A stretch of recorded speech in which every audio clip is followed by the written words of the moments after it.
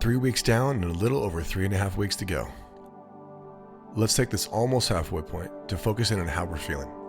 Think back on these first 3 weeks. What do you notice? What has shifted in you already? How are you sleeping?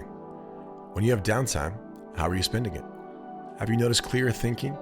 Or maybe a sense that you are finally fully awake? Take a little time to pray today.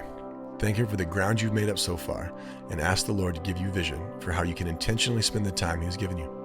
Journal some ways that come to mind, and pray specific prayers around clarity and purpose for the things God lays on your heart.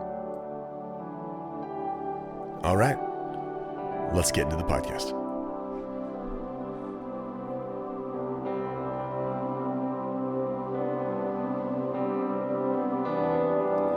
Where your treasure is, there your heart will be.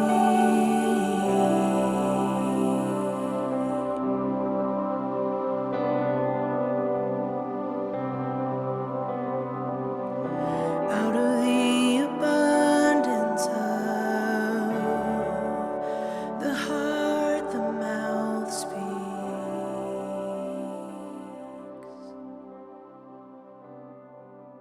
Shotgun wedding with the stain on my shirt.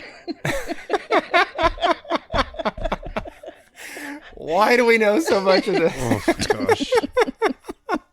The other problem is that you never know what Forrest is going to include because He has low ethics. last time we were talking about whatever, and then I was like, okay, Forrest, start it here. Hi, this is. And he started it, Okay, Forrest, 2 start it minutes here. before. That's funny. Sounded lame.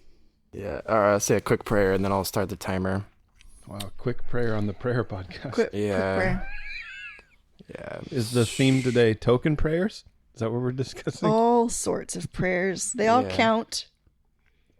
Unspokens. Let's dive into unspokens. Those we don't Unspoken. speak of. I'm just here for the unspokens. That's what Amanda Jeffries, in her second grade class, a lot of her kids will they'll do a prayer request and they'll go unspoken. These little second graders. That is really It's cute. awesome, yeah. Really I cute. think God hears that one. Yeah. He doesn't hear our unspokens. Oh man. It's actually kind of biblical. Mm-hmm. Go into a room. Don't Groans. let anyone Yeah. hear what you're saying. Yeah. We're gonna Just talk your about Father that. in heaven. Yep. I'm just going to groan in utterances today. Sorry. Give us a model, an example. Do it right now. Please. Actually, the Pete Grieg's Lectio app that he does, they're going He through. does that? Yeah, that's his Lectio 365. No, he's saying he has groaning on there. No, so they're in the Lent season, which they call the bright, sad season. And there's one prayer in there that's like, remembering the sadness of today, at the end of the day, I simply sigh. And I'm like, I like that. Yeah. That's It's like, you just hold out the sadness and Yeah. a that's good going to be prayer. one of the best Yeah. parts of heaven. Yeah, Jesus, we ask that you'd help us. We ask that you would just lead us. Pray that we would say things that help people and are not a waste of people's time. Mm-hmm. Yeah, come and just fill this Holy Spirit. Yeah, thank you for laughter. Thank you for your word. And yeah, come and lead it. Amen. Amen. Amen. Hi, this is, this is Radiant Podcast here.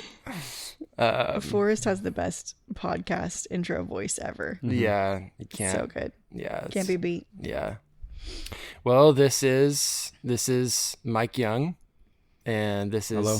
Tiffany Eklund, Good morning. and I'm Glenn Power, and we're here doing the Digital Fast podcast. So this podcast is accompanying our Digital Fast as a church that we're on. We're hoping that it helps people, encourages people along the way. How are your guys' digital fasts going?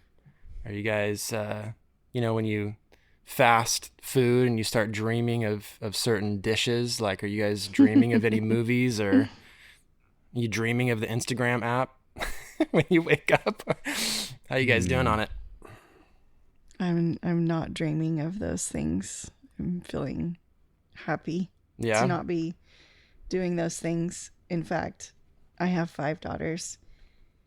3 are teenagers, and yesterday evening the girls were like, we set out dinner, and they were like, can we play Uno during dinner? And Finley, who's 13, was like, I'm loving this digital fast. Wow. I have totally gotten back into games, which is true. That's There's exciting. been lots of games in my house. There's been painting in my house. There's been more imaginative play with the little ones than there has been before.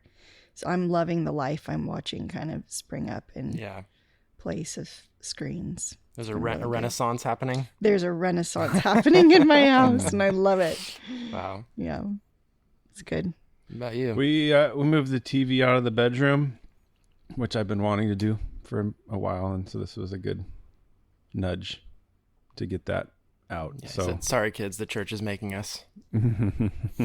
not my bedroom, not their bedroom. Oh, your bedroom. Yeah. Oh, So I will often fall asleep watching a show. wow.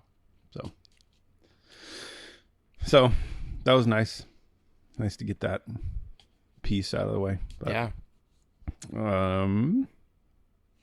So yeah, I think it's a good thing to call people to. Good reset. Yeah. Nice. So we're going to talk about prayer today. Fasting is connected to prayer in the Bible, and in a sense, one of the main purposes of fasting is to deepen our prayer life, to focus our prayer life, to intensify our prayer life. And so we're talking about prayer, hoping that maybe more prayer happens during this digital fast, maybe some more undistracted prayer. I read this yesterday that I thought was fun. Pete Gregg, he leads a 24/7 prayer movement, has for a while, and written a few books on it.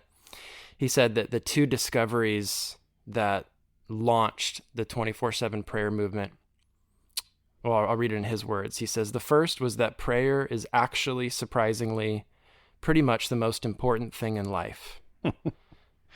The second was that my friends and I were horribly bad at it.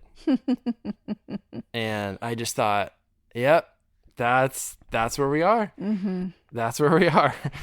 Love And the revelation of how important it is and how bad at it can be huge for our prayer life. So I wanted to talk a little bit about Matthew 6 and then just ask you guys some questions about your own prayer life. So the questions are a little bit personal. So it's okay. Yeah. So Matthew 6 is Jesus's main teaching on prayer. And it's right in the middle of the Sermon on the Mount. And he gives 3, you could call them spiritual disciplines, 3 practices that characterize a disciple. He talks about giving, he talks about prayer, and he talks about fasting. Prayer is right in the middle of it. And the way I break this passage down, Matthew 6 verses 5 through 15 here, is that Jesus gives a warning about prayer, and then he gives a solution. He gives another warning, and then he gives a solution. So I'll read this. He says, and when you pray, which is fun, he assumes that like prayer is part of the disciple's life. He doesn't give time lengths, times of day. It's just when you do it. Like if you're a follower of Jesus, you do it. He says, when you pray, you must not be like the hypocrites, for they love to stand and pray in the synagogues and at the street corners, that they may be seen by others. Truly, I say to you, they have received their reward. So right off the bat, his first warning is that prayer can become a show. It can be used to impress people. And so he gives the solution. The next verse, he says, but when you pray, go into your room and shut the door and pray to your Father who is in secret. And your Father who sees in secret will reward you. So his solution is secret prayer that no one else can see. And this, there is a lot of corporate prayer in the Bible. Sometimes people start and end with this passage. And so they say it's only prayer by yourself. But, we have a whole biblical storyline of Israel praying together and then the early church praying together. So that's, Jesus believed in that. The apostles believed in that. But the way I see it, our personal prayer life is the foundation of our corporate prayer life. It keeps our corporate prayers pure. It keeps them powerful. So I wanted to ask just you guys, just personal experience. Do you guys have a secret place? If so, would you tell us where? What's your secret place, Mike? It's a secret. Those we don't speak of. It's a fluid secret place with 5 kids at home. Right. Currently, it's a walk around my neighborhood.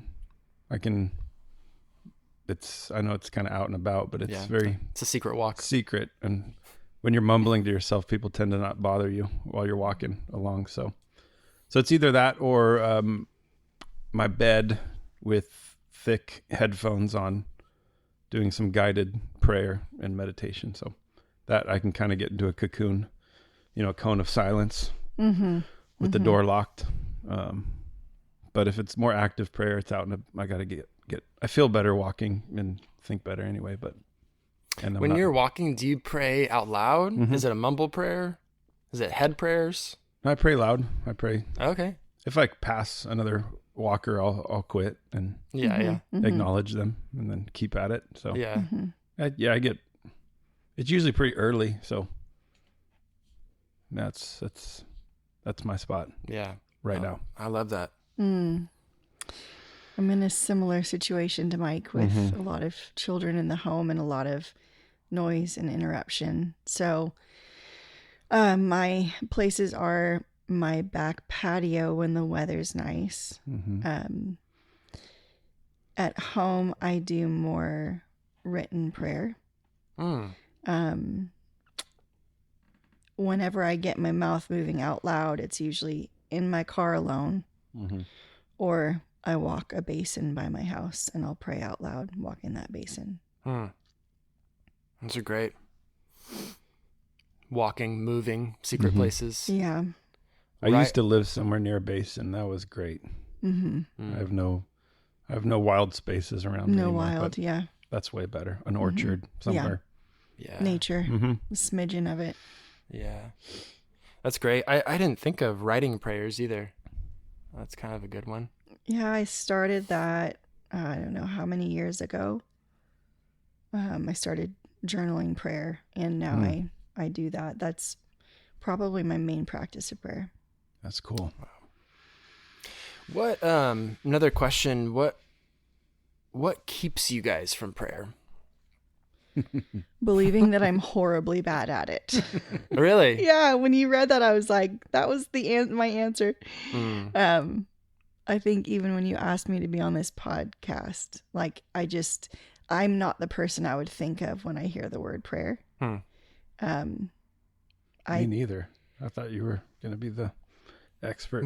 What is this? Come on, you guys are the prayer heroes here. And I think even reflecting on it, like I went back and started looking at, this is why I like journaling prayer, because I can go back and look at the history of it and I can remember those requests that I made and those things I talked with God about and what's transpired. And I was like, I do have a prayer life. Yeah. I have grown at this. That's good. But yeah, it's this mysterious thing, and I don't think that I feel like I'm really good at that. I've never thought that before in my life. Yeah, me either. So the thought of it does keep you from prayer, though. Sometimes there can be a discouragement with that. Yeah. Yeah, I think just because I feel like I guess it could go both ways. You could think I'm horrible at prayer, and then you start a prayer movement like Pete Craig. Right. Yeah, that's true. I haven't started a prayer movement, but yeah. Or you could think I'm bad at it, and then you just quit. So yeah, that is I a can temptation. get into the narrative of like, I'm not doing it. And then that can kind of demotivate me at times. Makes sense. Yeah. Yeah. Mm-hmm. And obviously, just there are no prayer heroes. Mm-hmm. I think, Mike, what about you? I think, the frontier for me right now is morning and evening prayer. I'm trying to incorporate into my day as a habit, and mornings are no prob. I like mornings. I'm a morning person. So the evening prayer is really tough for me I get kept from prayer, ironically, by media. That's usually the thing there that I like, because it's mindless, and I feel like I'm ready for that by the end of the day. So, so that's what's keeping me from evening prayer, is just fatigue, not wanting to put forth much effort at the end of the day. So, also, I think in line with what you read, I am kept from prayer when I forget that God rewards us, that there's a reward, and that I lose the motivation when I'm approaching prayer as like a duty, or I have to do this, or not a get to, and I'm going to be rewarded. Yeah. I'll do anything for a reward, and so that's, and I forget too that for me, the purpose of prayer is union with Jesus. Like that's, when I forget that, when I think it's about something else, accomplishing something or getting something answered or checking something off my list, that doesn't last very long, but when I remember, this is the point of this. The reason I think Pete says it's the most important thing in the world is because it brings us into intimacy and to union with Christ, and I forget that most days that's the point. And when I remember that, I want to be in there.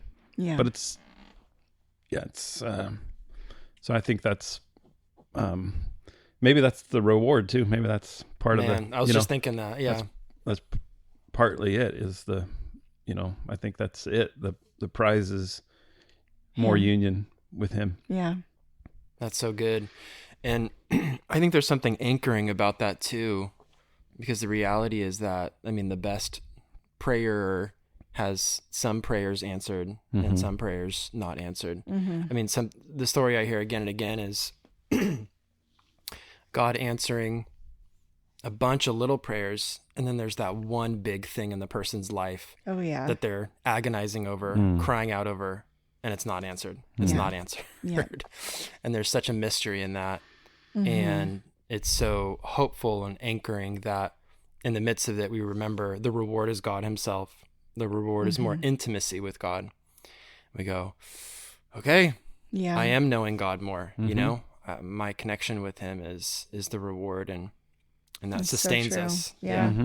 That's so true, that even those places of those big unanswered prayers can bring us to that place of deeper trust and saying, not my will, but yours be done, Yeah. Going on with actually, while I read this, could one of you on your phones get up the Message translation of Matthew 6? I'll read it after I do this. So going on in Matthew 6, he gives his second warning, and then he gives his second solution.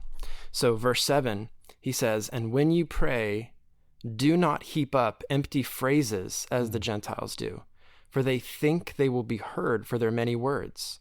Verse 8, "Do not be like them, for your Father knows what you need before you ask. Pray then like this: Our Father in heaven, hallowed be your name. Your kingdom come, your will be done, on earth as it is in heaven. Give us this day our daily bread, and forgive us our debts, as we also have forgiven our debtors. And lead us not into temptation, but deliver us from evil." So the second warning that The first warning was impressing people. There's this temptation to impress people with our prayers.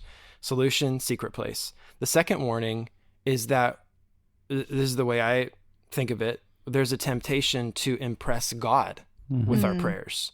You know, if we get the right word combination, if we get enough words, you know, there's all these formulas, you know, if I can just get this right prayer formula, then God's on my side, then God's going to answer my prayers. And I love his solution to that, because first he says, your Father knows what you need before you ask him. The solution is that you have a Father who knows you. So good. When you're stumbling over your words, when your words are imperfect, he knows your heart in the midst of that. Totally. And then secondly, his solution is here's an example prayer. And the example prayer is very short, and it's very simple, and it's very profound. Yes. You know, it's packed full of incredible themes and yeah, exactly. And we don't necessarily have to pray this word for word every day. That's cool if you do. It's great if you do. But the way I see it, it's more of he's throwing out potential content for our prayers. Yes, you know? totally. Start off your prayers with a high view of God and with a warm view of God as your Father. Start off your prayers by praying for his will. And then get into your requests, your daily bread. You know, he gives us these potential content line items, and this helps us with this temptation to, we got to impress God with our prayers. We got to say the right thing, saying he knows your heart. Hey, here's some simple themes that are important to God and will help your prayer life. It's actually such a good, it's just a help, I think, even as we get into corporate places of prayer, and you can be tempted to compare yourself to the people that have the beautiful language and have all of the words flowing. Yes. You know, I think that can be a hindrance to people going, I can't pray like that. I don't have language like that. I don't know how to talk to God like that. And so I just love that Jesus has made it very, very simple. And it's not about our eloquence or the language that we have, but our heart before him. Yeah. Yeah. I used to lead a house of prayer a while ago, and when we teach people corporate prayer, we always emphasize keep your prayers short, because the reality is that most of the time, and you've said what you needed to say in the first few seconds or first 15, 20 seconds. And just practically, it's hard for people to follow along if you go on and on and on. And Jesus seems to be saying something similar here. I love the mess. Every once in a while, the message just hits it so hard. Oh yeah. And this is one of those times. So here are the warnings and the solutions in Eugene Peterson's words. He says, when you come before God, don't turn that into a theatrical production either. All these people making a regular show out of their prayers, hoping for stardom. Do you think God sits in a box seat? Here's what I want you to do.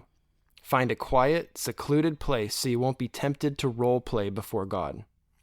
Just be there as simply and honestly as you can manage. The focus will shift from you to God, and you will begin to sense his grace. That is it's so good, powerful. And I think that is in this passage. The heart of it is that the focus shifts from us to God. Yes. That's when prayer gets enjoyable. He goes on, the world is full of so-called prayer warriors who are prayer ignorant. They're full of formulas and programs and advice, peddling techniques for getting what you want from God. Don't fall for that nonsense. This is your Father you are dealing with, and he knows better than you what you need. With a God like this loving you, you can pray very simply, like this. And then he goes on, he gives his version of the Lord's Prayer. Which is also really good. Yeah. Teaser. You guys can read that on your own. I wanted to, we talked about a little bit about what you guys do in your prayer times, journaling, praying out loud, walking. I wanted to end by are there any prayers that have been answered in your guys' life, recently, somewhat recently, in the last 3 years? Just any answered prayers that you guys can think of. We've talked about how, sometimes these big ones aren't answered, but it does seem like God encourages us here and there with these little answers. Oh yeah. And sometimes big answers. Well, You want to go? Do you have one? I have kind of a funny one with my daughter this Please week. do it. Ooh, very recent. Yeah, Ruby had a bad dream on Monday night. Gollum was in her dream, and she was very upset about it. And She's seen those movies already? Yeah. Wow. Mm-hmm. She's 10. Oh, yeah. Excuse me. You almost judged her parenting for letting her watch Lord of the Rings. I was just impressed I don't think that she's she could seen sit all through of all of them. them. I think she's maybe seen the first Those one. are long. Yeah. No, I'll never judge a parent for showing Lord of the Rings. I think she'd been in a That's a good one. conversation about Gollum, and someone had Yeah. pulled up a picture of him. Yeah. Like recently. So it reminded her. So the following night, she was really upset to go to bed, like really afraid, crying. And we were kind of talking through it, and I was like, "Are you a follower of Jesus?" And she was like, "Yes." And I was like, he invites you to talk to him about these kinds of things. This is exactly what you talk to him about. So I was like, tell him how you feel, tell him what you're afraid of, and ask him for what you need. So she did kind of, it took there's a little moment. It was like, come on, let's bring this to God. And so she did. She told him how she felt and asked him for what she wanted. And in the morning she woke up and I was like, how'd you sleep? She was like, good. And I was like, did you see Gollum? And she was like, no. And I was like, Very cool. that's because you have a father that loves you and hears your prayers and responds to you, Wow. So I thought that was really cool for her to get a win this week in Heck prayer. Yeah. That's Love exciting. Mhm. Yeah. That's the message version, simply and honestly. Yes. That's a Yeah. very Child. simple, honest approach. I have a couple, two that come to mind, and it comes down, it all ties into this tool that I've got, I guess, 10 years ago that's been helpful for me, that have kind of fueled these stories. 10 years ago, we moved back to Visalia after an internship to prepare to plant a church. And a friend gave me a teaching from Wild at Heart Ministries they called the daily prayer. And I was struck by it. I was like, wow, this is, daily, like this is quite robust. This seems like a yearly prayer more for me, and I just was kind of struck, like, wow, this, and the premise is like, there's a way the world works, like the spiritual world works, and we need to understand that in order to enter into prayer. And this daily prayer is quite long, but it really walks you through Covers praying. every base. Yeah, it just covers all these bases, prays through the work of Christ and what God's put under your care and applying that. And I just was floored by it. So we were here we thought for a couple weeks to gather our things and move to Sacramento. And in the midst, I'm learning about this, daily prayer and trying to incorporate it into my day. And so 2 weeks turn into 4 weeks. I'm having a hard time finding a job in Sacramento. Finding a house without a job is pretty tough. So 4 weeks turns into 6, and I'm like, what is going on here? I thought we were supposed to move. And then Katie gets pregnant, and then Katie miscarries, and then Katie needs to have surgery. And now all of a sudden it's Christmas, and we're living in this tiny little house with 3 kids for, I think it was 3 or 4 months, and I just thought, what is going on? Like, God's not with us. He's not answering prayer. And I was so grateful I had this tool that I was learning, because I was walking the walnut orchards, praying this prayer and trying to memorize it and make it my own. And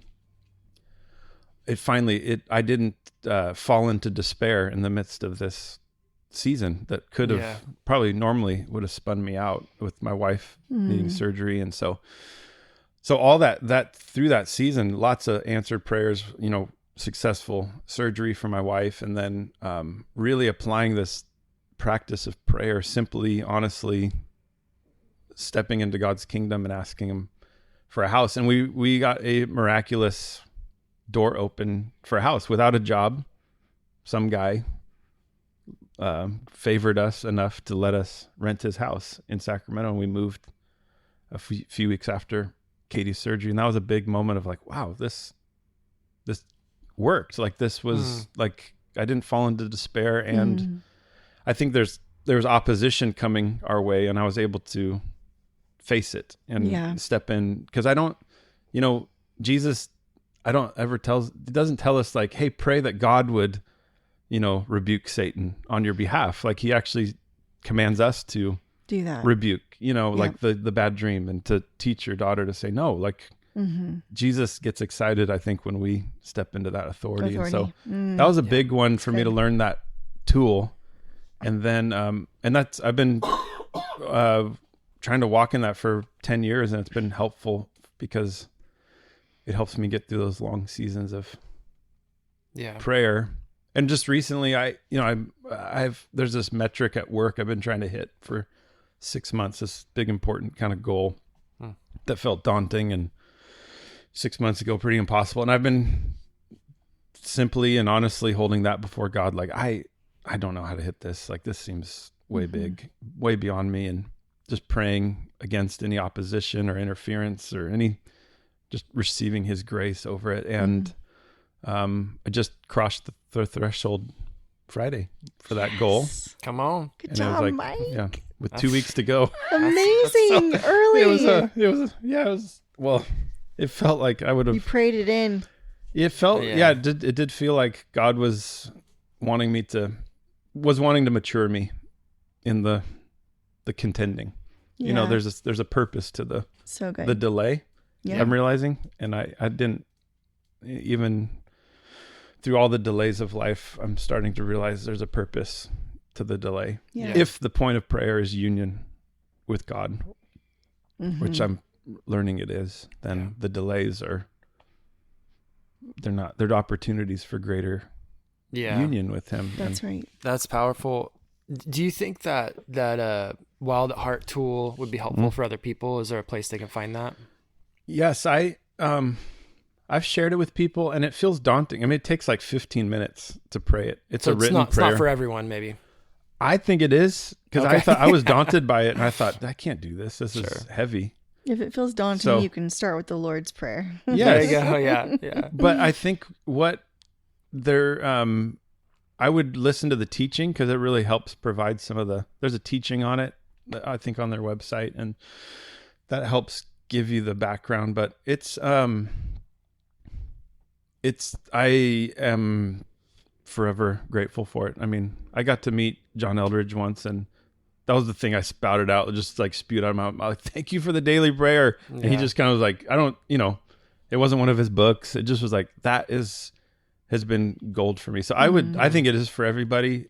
I just would take it a little bit at a time. Sure. And just make it your own, because it's like it feels like a power saw. Like, it's like really daunting and dangerous and powerful, but I found it to be, the last 10 years, the most helpful framework for prayer. And I don't pray it every day. I'm probably more days than not over the last 10, but awesome. It's and the best part, on their app, you can just listen to it. So that was what I started with. I just would walk around, let them pray it, and I would agree. So I think that's a great. That's what I do. Yeah, it's a great place to start. Let somebody else pray it, you agree, and then pause it if something stirs in your heart. But I think it's a helpful tool, because we don't.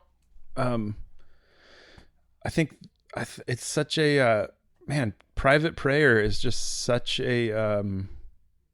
It's like I don't know how to describe it, like a classroom, a playground. I mean, it's just like a training ground. Like, it's so definitely enjoyable to be taught by God and be fathered and fumble around and say, I don't know, have little bursts of faith, like if you pray something by yourself that's really off the wall, or a really outrageously big prayer, like, I mean, who cares? Like, it's like we have a Father who knows. Yeah. That's It's good. Just I hope people are stirred to.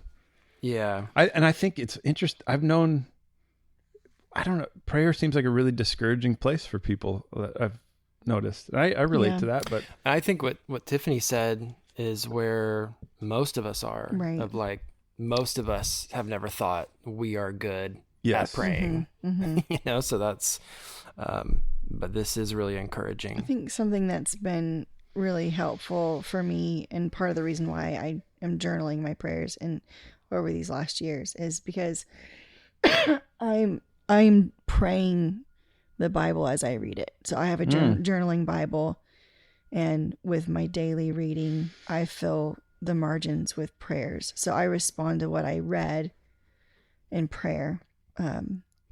So when I finish, I'll have a Bible that's full of my prayers. And I just find that really helpful too, because it gives me language. I'm seeing things in God. I'm seeing things in the people of God. I'm finding myself in those stories. I'm like, that lives in my heart too, or I want to see God like that, or and I just pray accordingly, and I write it down. Yeah. So I don't know if that's a helpful tip. That's so helpful. That's so helpful. I found too that you guys have probably experienced this. I have a hard time hearing God for myself because I have all kinds of thoughts and ideas that clutter, and to just simply gather a few trusted friends and listen on behalf of one another. Like I could hear God for you both more readily, because I don't know what you're facing today, and I don't have all the emotions around it, but right. When to just listen with friends is a great place to feel like, oh, I can pray. Like I can hear God, and that's kind of a different, that's kind of more listening prayer, but still it's beautiful. A helpful place to start, to not feel like you're bad at it. Like, wow, because you could change somebody's day. Like, hey, I heard this for you, or this scripture, and it can really impact them, and you can feel like, oh, I've found it's a little easier to hear on behalf of other people. Yep. Yeah. Totally. Well, there's a truck that just drove 3 feet behind us. Is there construction happening? And we're late for a Radiant staff meeting. Yeah. So all right. We better go. Thank you, Mike. Thank you, Tiffany. Thanks, Glenn. Yeah. Love this. Enjoyable.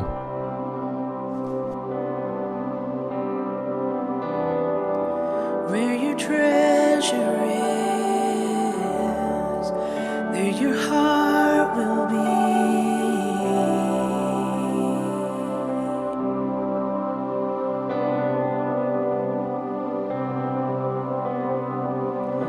Out of the abundance of the heart, the mouth speaks.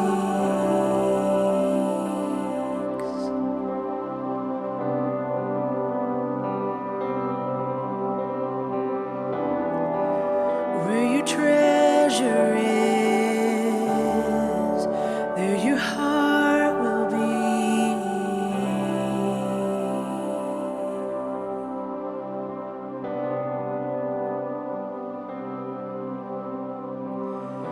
Out of the abundance of the heart, the mouth speaks.